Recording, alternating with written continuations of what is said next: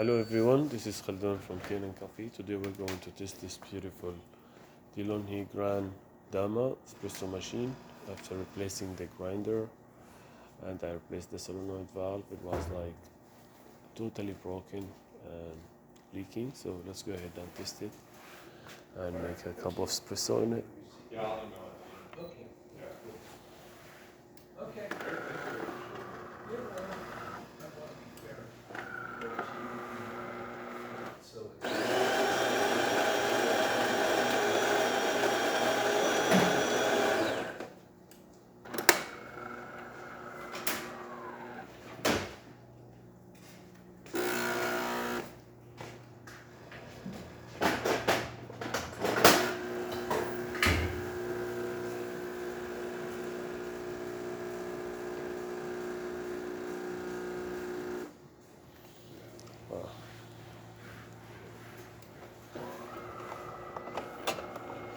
This is really nice shot with the creamer.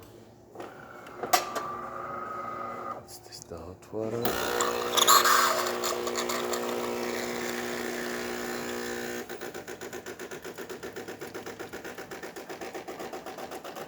That works perfect, and all the functions.